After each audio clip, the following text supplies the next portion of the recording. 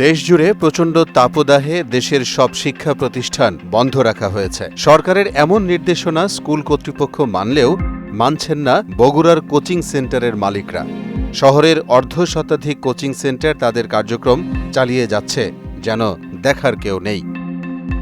গরমে যেখানে প্রাপ্তবয়স্কদের টেকা দেয়, সেখানে শিশু শিক্ষার্থীদের বাধ্য করা হচ্ছে কোচিংয়ে আসতে। ওয়ালটন ফ্রিজ কিনে অনেকের মতো আপনিও হয়ে যেতে পারেন মিলেনিয়াল। সেরা পণ্যের সেরা অফার।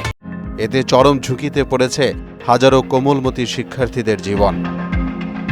গত দুদিন শহরের জলেশ্বরীতলা, উপশহর ও কালীতলা এলাকায় কোচিং সেন্টারে শিক্ষার্থীরা আসতে বাধ্য হয়েছে। প্রচণ্ড গরমে শিশুদের নাভিশ্বাস উঠলেও স্যালাইন শরবত নিয়ে ক্লাসে উপস্থিত হচ্ছে তারা। তাপমাত্রাকে একটু শীতল করার জন্য আমি ছাতা নিয়ে এসেছি। প্রচণ্ড রোদে আমাদের কোচিংয়ে আসতে অনেক কষ্ট হয়। যদি রোদের তাপমাত্রা একটু কম হতো তাহলে আমাদের কোচিংটা আসতে সুবিধা হতো। আসলে স্কুল বন্ধ, আর এই কারণে আমাদের পড়ালেখার অনেক ক্ষতি হচ্ছে। এই কারণে আমাদের মা বাবা এখানে পাঠাচ্ছে। তাপপ্রবাহের মধ্যে দুদিন ক্লাস পরিচালনা করলেও ক্যামেরার সামনে নানা অজুহাত কোচিং পরিচালকদের।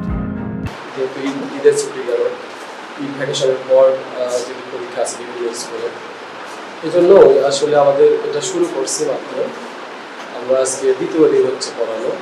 বন্ধের জন্য এখনো কোনো নির্দেশনা পাইনি, এই জন্য সবাই কোচিং চালাচ্ছে।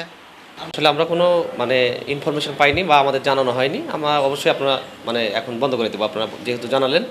না, আসলে অ্যাকচুয়ালি কালকে আমরা যখন জানতে পারলাম, যে রাতে জানতে পারি আমি বিষয়টা, জানার পরে আমি ওইভাবে সবাইকে ফোন দিতে পারিনি। এদিকে সরকার নির্দেশনা অমান্য করায় কোচিং বন্ধের বিষয়ে পদক্ষেপ নেওয়ার কথা জানালেন বগুড়া জেলা শিক্ষা অফিসার। কোচিং এর ব্যাপারে তো চলা যাবে না, আমি এখন কথা বলবো। এদিকে এক ক্ষুদে বার্তায় মোহনা টেলিভিশনকে বগুড়া জেলা প্রশাসক মোহাম্মদ সাইফুল ইসলাম জানান, কোচিং বন্ধে এডিসি শিক্ষা, জেলা শিক্ষা অফিসার ও প্রাথমিক শিক্ষা অফিসারকে দায়িত্ব দেওয়া হয়েছে।